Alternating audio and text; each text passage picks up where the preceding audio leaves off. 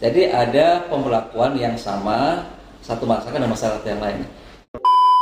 Bisa dilakukan dengan elektronik. Bisa dilakukan. Tidak harus hadir di kantor. Tidak harus hadir di kantor. Mungkin ya. Ini saking semangatnya, Pak. Ya bagus itu, luar biasa di DKI. Ini semangat yang luar biasa Ya. dalam rangka mewujudkan kota lengkap. Ya.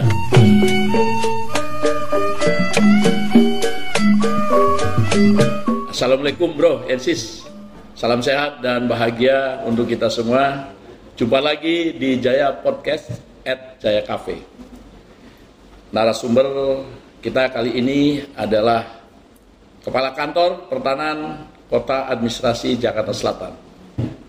Adalah Bapak Ilyas Tejo Priyono, Sarjana Hukum. Selamat sore Pak Tejo. Selamat sore Bang Jaya. Nah, salam sehat. Ini di Betawi mesti Bang Tejo itu. Bang Tejo.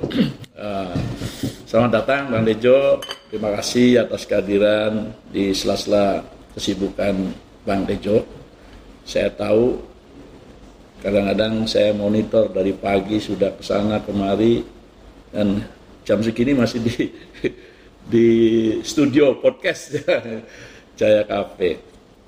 Bang Tejo, kita akan bincang-bincang ringan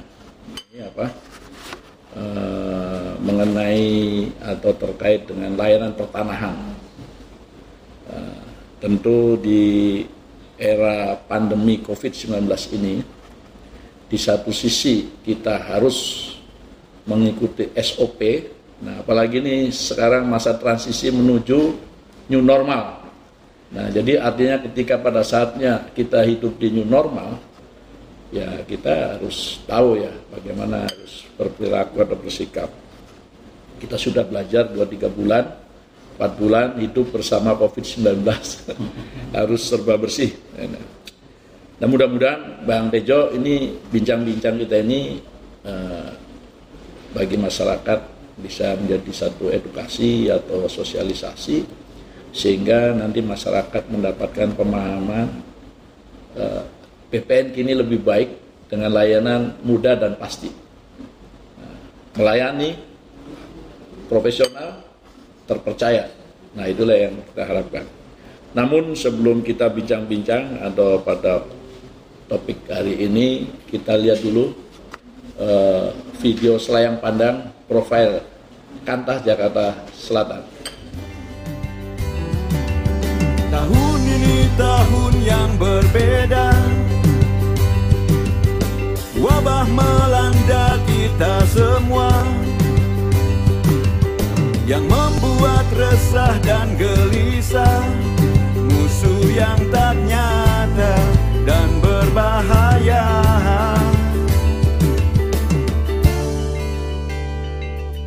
Namun kita semua pasti bisa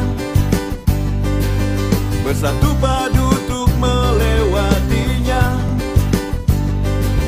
Pastikanlah jangan kemana-mana, karena kami tetap hadir melayani Anda. Di rumah aja Anda, di rumah aja, biarkan kami bekerja untuk Anda. Bang Tejo. Ya, Bang Jaya. Ini kembali ke masa pandemi ini. Kira-kira apa yang dilakukan? Yaitu tadi bahwa kita ini harus hidup dengan COVID-19, sementara layanan juga harus jalan. Apa kira-kira yang dapat disampaikan Bang Tejo? Silakan Bang. Ya, terima kasih Bang Jaya. Ini merupakan kesempatan yang luar biasa bagi kami dalam rangka untuk memberikan pencerahan kepada masyarakat terkait dengan layanan kantor pertanahan. Ya. Seperti yang tadi disampaikan oleh Bang Jaya bahwa layanan pertanahan ini kita mempunyai 3 prinsip: melayani, profesional, dan terpercaya. Wah, luar biasa. Itulah yang menjadi filosofi kita dalam memberikan pelayanan. Terkait dengan masa pandemi, kita bersyukur sekali bahwa pada saat pandemi ini Kementerian ATR BPN melaunching dan melaksanakan suatu layanan elektronik. Tertentu, apa saja itu? Ada 4 layanan elektronik. Pertama adalah kegiatan pengecekan. Yang kedua, hak tanggungan. ketiga terkait dengan SKPT, dan yang terakhir adalah zona oleh tanah.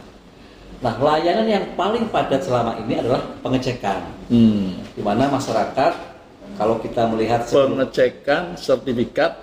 Pengecekan sertifikat dalam rangka perbuatan hukum mungkin ya, atau apapun lah kira-kira. Ya, pengecekan dalam kepentingan tertentu, bisa dalam rangka untuk peralihan, bisa dalam rangka untuk pemasangan tanggungan, maupun kegiatan yang lain. Bisa dilakukan dengan elektronik. Bisa dilakukan. Tidak harus hadir di kantor. Tidak harus hadir di kantor. Luar biasa ya. Itu sangat memangkas bagaimana masyarakat yang tadinya berbondong-bondong melakukan pengecekan, tapi dengan adanya elektronik, cukup masyarakat dari rumah dengan PPAT melakukan pengecekan elektronik, maka akan keluar hasil. Itu artinya bahwa masa pandemi ini kita bersyukur itu bisa diluncurkan sehingga layanan berjalan dengan baik. Kemudian yang kedua terkait dengan layanan konvensional. Konvensional kita tetap memedomani protap COVID yang sudah menjadi keputusan bersama, baik itu surat edaran dari kementerian kita maupun surat edaran dari gubernur, karena kita berada di DKI, memedomani dua dasar itu. Terkait dengan layanan konvensional ada dua hal. Yang pertama, konvensional yang terkait dengan kedatangan di kantor.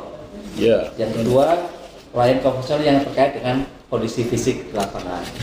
Itu bisa lakukan pengukuran maupun kegiatan lain yang memerlukan penelitian di lapangan. Nah, untuk yang di kantor, kita memedomani protokol COVID. Di kantor sudah kita sediakan, pertama harus cuci tangan. Kita ada wastafel, sekaligus di situ ada tempat sabun, cuci tangan. Kemudian antri berdasarkan jarak yang sudah kita tentukan. Sebelum masuk kantor antri, kemudian kita cek suhunya. Kalau yang suhunya memenuhi syarat, masuk ke dalam. Kalau yang tidak memenuhi syarat, silakan pulang untuk didinginkan. Itu yang konvensional. Kemudian terkait dengan dokumen-dokumen konvensional tetap kita terima, karena kita sudah di dalam loket layanan sudah menggunakan pelindung wajah. Gitu. Pelindung wajah ada dua, pelindung wajah di loket, kemudian pelindung wajah terhadap petugas-petugas kita memakai masker. Sehingga dengan cara seperti itu, insya Allah kita betul-betul memproteksi diri dari COVID-19. Dokumen tetap kita terima, kita teliti, dan kemudian diproses lebih lanjut. Kemudian terkait dengan kegiatan layanan yang memerlukan kegiatan fisik di lapangan. Pengukuran gitu ya misalnya. Itu bisa pengukuran, bisa panitia, maupun pertimbangan teknis pertanahan dalam rangka SPPT maupun kegiatan yang lainnya. Itu kita lakukan. Awalnya kita akan melaksanakan sepanjang dapat persetujuan dari RT RW atau lingkungan setempat. Karena kita khawatir pada saat kita ke lapangan ternyata ada larangan dari RT RW sehingga tidak bisa kita laksanakan. Nah, selama ini kita berjalan dengan baik, sehingga jalan layanan konvensional baik kegiatan di kantor maupun kegiatan di lapangan bisa kita laksanakan dengan secara maksimal. Nah, hasilnya yang kita peroleh justru masa pandemi ini volume penyelesaian pekerjaan luar biasa. Kenapa bisa gitu? Karena kegiatan yang awalnya dilaksanakan secara fisik, terutama kegiatan elektronik untuk pengecekan dibutuhkan kegiatan petugas loket maupun buku tanah. Dan juga hak tanggungan yang sudah elektronikan yang biasa dilaksanakan oleh teman-teman secara konvensional, kemudian dialihkan kepada elektronik. Sehingga banyak teman-teman yang awalnya sibuk melaksanakan kegiatan tersebut dengan adanya pengecekan secara elektronik, kemudian kegiatan elektronik diproduktifkan untuk menyelesaikan tunggakan pekerjaan. Itulah hikmahnya. Hikmah adanya kegiatan yang bersifat elektronik itu sumber daya manusia lebih produktif, sehingga tunggakan kita yang awalnya cukup banyak, sekarang per hari ini sudah mendekati di bawah 1.000. Wah, bisa zero dia. Kalau zero kemungkinan kecil, ya, karena ada pekerjaan yang berjalan. Itu Bang Jaya. Tuh, Bang Tejo, tadi kan bahwa layanan tetap berjalan dengan SOP. Kira-kira keseimbangan volume dengan sumber daya, bagaimana, Mas? Ya, kita tetap memedomani protokol COVID Ya tadi kita sampaikan bahwa dengan adanya layanan elektronik ini, jumlah volume masyarakat yang datang ke kantor itu berkurang jauh sekali, lebih dari 50%. Ya. Nah, sementara kalau kita memedomani peredaran COVID, 50% yang daya tampung lah, itu sudah dengan sendirinya terfilter karena layanan dilaksanakan secara elektronik. Gitu ya. Artinya layanan rutin di kantor tidak ada masalah. Tidak ada masalah. Nah, tadi sampaikan justru lebih produktif. Lebih produktif. Kemudian dari volume menurun, tapi sumber daya artinya cukup yaitu untuk menghandle layanan yang ada itu. Betul sekali. Kemudian PTSL. Nah ini kan Jakarta ini kan di tahun 2020 nih sudah tidak ada PTSL. Artinya seluruh bidang tanah boleh dikatakan sudah terpetakan atau terdaftar. Nah kemudian kan ada istilah Jakarta menuju kota lengkap. Nah ini kan tentu ya dari desa demi desa lah, dari kelurahan demi kelurahan. Kira-kira saat ini Jakarta Selatan atau dulu Bang Dejo jelaskan dulu, apakah benar ini PTSL sudah tidak ada lagi di 2020 atau mungkin ada yang masih tertinggal atau gimana kira-kira kebijakan di DKI itu? Oh iya. Silakan. Terima kasih Bang Jaya. Terkait dengan pendaftaran sistematik lengkap, memang di tahun 2020 kita tidak memperoleh anggaran itu karena kita meyakini bahwa tidak ada lagi bidang-bidang tanah yang bersifat sistematik. Kalau toh yang tertinggal itu hanya bersifat sporadik. Tersebar ya di sana sini ya itu. Sesuai dengan petunjuk teknis untuk pelaksanaan PTSL itu kan harus bersifat sistematik. Ya. Karena bersifat sporadik dan jumlahnya pun kalau di Jakarta Selatan kemarin kita sudah melakukan inventarisasi tidak kurang dari 2.000. Oh, itu tersebar, gitu, ya. tidak dalam sistematis dalam beberapa titik. Ya, kalau kita melaksanakan kegiatan PTSL sesuai dengan petunjuk teknis kelihatannya tidak memenuhi syarat. Maaf saya potong Bang. Jadi tidak sampai 2.000. Artinya ini aset perorangan terutama ya. Kalau aset-aset provinsi atau aset itu kan mungkin bisa lebih dari itu ya. Ini yang perorangan atau apa kesemuanya itu, keseluruhan itu? Jadi kami melakukan drenase terhadap bidang-bidang tanah yang tertinggal di dalam kegiatan PTSL. Ya, kemudian kita berikan nomor identifikasi sementara untuk mengetahui bidangnya jumlahnya berapa. Tapi tetap terpetakan dalam peta pendaftaran. Yeah. Nah, kita inventarisasi tidak sampai 2.000. Nampaknya termasuk itu merupakan aset. Oh berarti semua itu ya, campuran itu, lebih kurang 2.000 itu? Kelihatannya seperti itu. Oh, artinya kalau toh ada aset masyarakat yang istilahnya tertinggal lah atau apapun gitu, karena alasan tertentu gitu kan, karena seharusnya sih kan masyarakat PTSL sudah 3 tahun ini kan, 2017 dan 2019, mestinya harusnya tidak tahu ya masyarakat ini karena alasan tertentu sehingga tertinggal. Jadi ya tidak banyak barangkali ya kalau tadi angka 2.000 campuran perorangan mungkin yang tertinggal atau aset-aset Pemprov ya toh dan seterusnya ya itu. Oh ya. Lah kemudian yang itu yang tersisa tadi 2.000 tadi disampaikan tetap dipetakan bisa melalui kadastral ya pengukuran yang campuran kemarin ada PTSL, ada Prona, ada rutin sporadik lah kira-kira ya, terpetakan. Kemudian sisanya delineasi ya, karena ini delineasi berarti sisa dari pengukuran kadastral seluruhnya didelineasi menjadi satu peta dalam satu kelurahan kira-kira.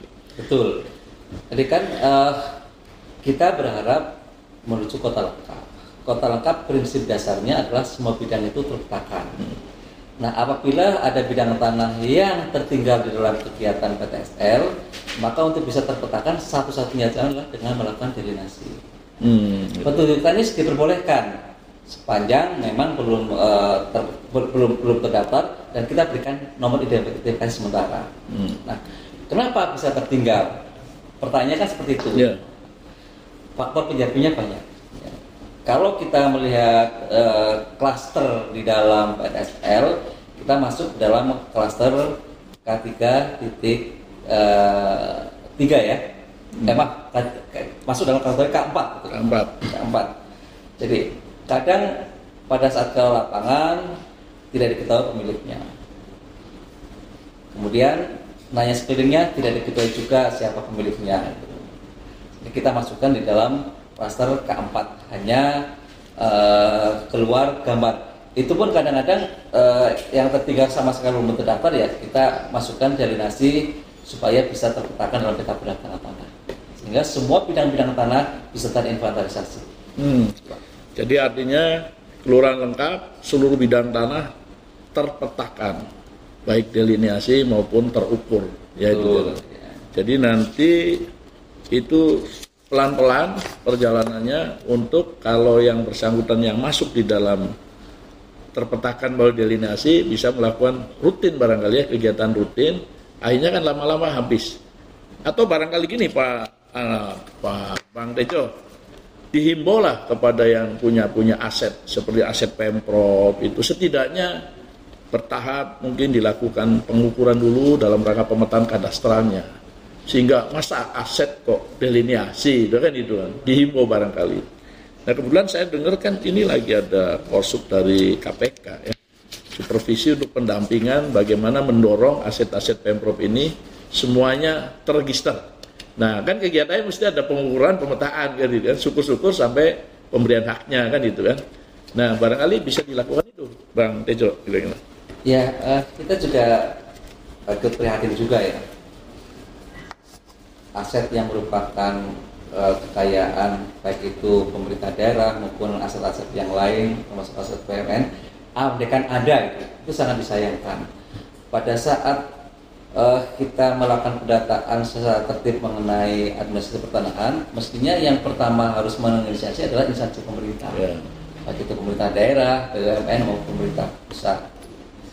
Nah, yang menjadi kesulitan terkadang yang punya aset juga tidak tahu tanahnya itu di mana. Itu.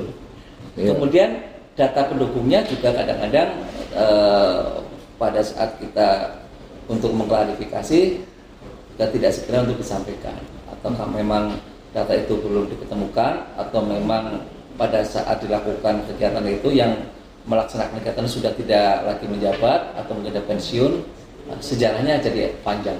Ya.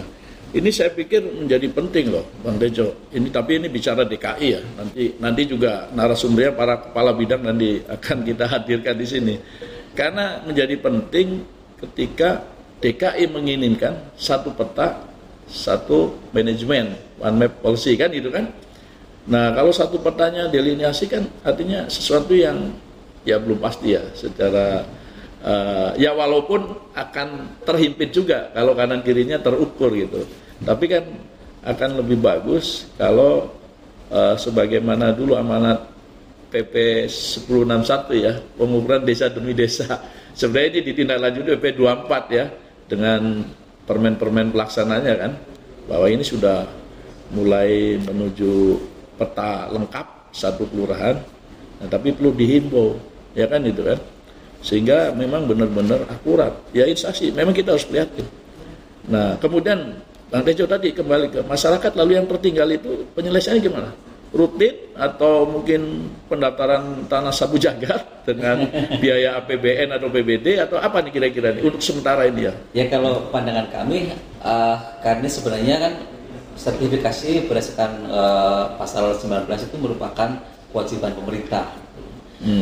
Sangat tidak adil kalau yang sisa-sisa ini juga tidak dianggarkan dari anggaran pemerintah. Jadi kalau menurut hemat kami, walaupun itu bersifat sporadik, perlu ada satu kebijakan agar ini juga masuk di dalam anggaran pemerintah. Jadi ada pemberlakuan yang sama satu masyarakat dan masyarakat yang lain. Yang tertinggal ada beberapa faktor penyebabnya. Faktor penyebabnya inilah yang kemudian juga harus masuk dalam kegiatan yang dibiayai oleh anggaran pemerintah.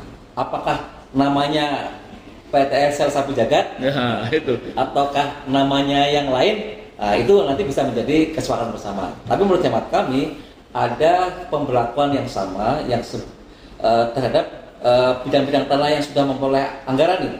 Kalau yang ini belum mulai anggaran kan nanti ada pemblokan yang diskriminatif. Ya, cuman pertanyaannya ini, PTSL sudah 3 tahun kok masih bisa tertinggal nih. Apakah memang orang-orang ini tidak berada di tempat itu, tanah-tanah itu mungkin pemiliknya di luar kota atau apa secara permanen ya, artinya mungkin tanah kosong, atau jangan-jangan, nah ini harus hati-hati nih para kepala kantor. Masyarakat yang tertinggal itu di sempadan sungai, di aset-aset pihak lain. Nah ini, jangan-jangan ini harus selektif.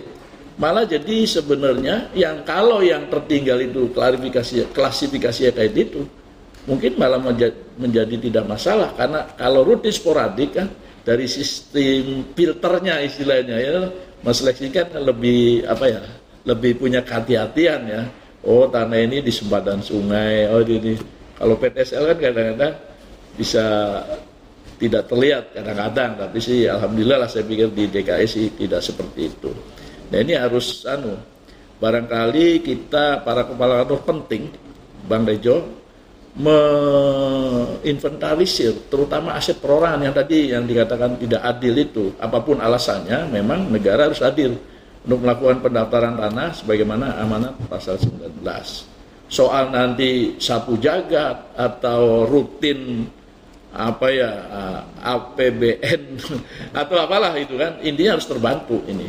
Ini yang ketika punya data se-DKI secepatnya baru kita konsultasikan ke pusat. Ini mau diapakan nih? Karena bukan sistematik lagi tapi sporadik yang tersebar di mana-mana seluruh DKI. Nah, pastinya pasti swaklola pengukurannya, nggak mungkin akan ditenderkan 10.000 se-DKI, kasihan itu. Kira-kira begitu mungkin ya, gitu. Iya, jadi memang ini yang dari awal menjadi perhatian kita sama-sama. Oke, Bang. Ini kan Bang Tejo kan salah satu kepala kantor Jakarta Selatan. Kira-kira estimasi atau prediksi di 2020 ini kan tahun peningkatan kualitas data. Kira-kira optimisnya 267 kelurahan. Nah ini saya tidak tahu Jakarta Selatan berapa kelurahan? 65. Akhir tahun ini seluruh kelurahannya lengkap mendukung DKI lengkap 267 semuanya terpetakan. Kelurahan lengkap, DKI lengkap. Optimis nggak? Kalau saya selaku kepala kantor sangat optimis. Kita sudah melakukan pemetaan terkait dengan menuju kota lengkap. Ada 3 variabel yang menjadi penilaian kota lengkap. Yang pertama adalah validasi buku tanah. Jakarta Selatan validasi buku tanah per hari ini sudah 95,5%, tinggal 4,5% lagi. Itu seluruh kota administrasi? Seluruh kota administrasi Jakarta Selatan dengan jumlah buku tanah sekitar 328.000. Jadi kita tinggal menyisihkan sekitar 4.000 buku tanah yang belum tervalidasi. Nah, mudah-mudahan kalau saya dengar kelurahan lengkap itu kan tervalidasi lebih dari 80%. Lah kalau 90 mudah-mudahan rata-rata seluruhnya di atas 80% terdaftar dan tervalidasi. Yang pertama kan variabelnya tadi saya sampaikan validasi buku tanah. Yang kedua validasi persil, di mana mensyaratkan antara luas kelurahan harus sama dengan luas persil tervalidasi. Nah, kita sudah mendekati hampir 40%. Kemudian scan warkah buku tanah itu kita sudah mencapai hampir 60% lah. Kalau kita lihat perjalanan kegiatan ini, kita awali dari mulai tanggal 31 Mei, kemudian sekarang tanggal 24 Juni, dalam rentang waktu 24 waktu sekitar 3 minggu, capaiannya itu sudah luar biasa. Nah, kita masih punya waktu sampai dengan bulan Desember sekitar 6 bulan. Nah, kita yakin bulan dan merujuk kepada pengalaman kinerja dari mulai Mei sampai sekarang, insya Allah kita optimis juga. Dan kita pun sudah membuat roadmap penyelesaian masing-masing kelurahan. Dan alhamdulillah roadmap ini berjalan dengan baik. Sebagai contoh, kita akan selesaikan validasi buku tanah di akhir bulan Juni. Nah sekarang sudah 95,5%. Insya Allah roadmap itu kita pegang sebagai dasar kita lakukan. Oh gitu ya. Ya mudah-mudahan lah Jadi di 2021 seluruh bidang tanah terpetakan, ya terdaftar, walaupun baru dalam peta tapi kadastral kan itu kan, pengukuran, pemetaan, pembukuan tanahnya terwujud gitu kan. Ya sekedar ini informasi Bang Jaya bahwa beberapa waktu yang lalu kami sudah melakukan deklarasi kecamatan lengkap Kebayoran Baru, meliputi 10 kelurahan. Saya dengar itu. Rencananya minggu depan satu kecamatan lagi, Setiabudi. Alhamdulillah. Jadi dalam beberapa hari lagi kita akan mendeklarasikan juga satu kecamatan lagi. Oh, tapi gini, Bang Tejo, ada yang minggu depan satu kecamatan lagi. Insya Allah. Ini saya bincang-bincang dengan para kabid, terutama kabid 1, kabid 2, tahan dulu. Kita tunggu dulu penetapan, kelurahan lengkap dari pusat. Nah, jangan sampai ini kan kalau tidak silas sudah diusulkan 33 nih, se-DKI ini. Nah, kalau itu sudah ditetapkan, sudah diverifikasi oleh pusat ya, Dirjen IKA, Dirjen HK dan Kapus Datin, artinya DKI ini jalannya sudah on the track ya menuju ke. Nah, itu baru kalau itu kan disusul lagi mungkin ya. Ini saking semangatnya, Pak. Ya, bagus itu, luar biasa di DKI. Ini semangat yang luar biasa dalam rangka mewujudkan kota lengkap. Nanti mudah-mudahan kedepannya kita betul mendapat pilihan ODP yang lebih bagus lagi. Nah, kelihatannya masyarakat lagi menunggu ini di 24 September. Ya toh? 24 September Hari Agraria Nasional, mudah-mudahan ada kota nih ya. Nggak tahu ya. Di DKI ini yang dideklarasikan yang mudah-mudahan oleh Pak Menteri yaitu sebagai kota lengkap. Nah, kota lengkap menuju DKI lengkap. Nah, inilah mudah-mudahan di 24 September ya harapannya sih kalau dilihat dari luas wilayah itu mungkin Jakarta Pusat. Nah, syukur-syukur Jakarta Selatan juga mengikuti. Baiklah Bang Tejo, ini kayaknya waktu juga nih yang mengakhiri bincang-bincang kita. Tapi dari bincang-bincang kita, saya sepertinya harus segera menghadirkan Kabid 1 dan Kabid 2 nih. Untuk tadi, gitu kan, DKI menuju DKI lengkap, menuju kota lengkap, karena ini banyak sekali pengaruhnya, utamanya adalah scoring ranking dari kemudahan berusaha. Ya, YODB. Nah, itu. Jadi kalau ada kota lengkap di Indonesia, ya harusnya DKI dong yang pertama, ya kan kalau dilihat ini. Untuk itu, ya barangkali DKI apa istilahnya? DKI harus bisa kan itu kan? Nah, apa itu gimana yang tekniknya? Tapi oke lah, saya pikir Bang Tejo, bincang-bincang kita sampai di sini, mudah-mudahan nanti next bisa hadir lagi di topik yang berbeda, masih banyak lah mengenai pengadaan tanah dan sebagainya yang ini. Dan informasi ini dibutuhkan sekali oleh masyarakat. Nah, mudah-mudahan bincang-bincang singkat ini juga bermanfaat buat masyarakat, tersosialisasi. Kemudian satu harapan Bang Tejo untuk masyarakat nih dengan topik ini, harapannya apa kira-kira? Ya, kami mengimbau masyarakat, terutama para penerima layanan pertanahan di Kota Administrasi Jakarta Selatan. Kami mempunyai prinsip melayani dengan hati melayani. Artinya apa? Artinya bahwa silahkan hadir ke kantor pertanahan, kami akan sambut dengan senyum dan mudah-mudahan dilayani dengan senyum dan hasilnya memuaskan. Apabila ada keluhan terkait dengan layanan, kami sudah punya hotline yang nanti bisa dihubungi, dan hotline ini meliputi 5 nomor hotline. Jadi kalau ini tidak bisa, silakan ke hotline yang lain, dan itu masing-masing ada di masing-masing eselon 4. Bang Tejo, ini biar peletok nih, kasih Betawi minum dulu.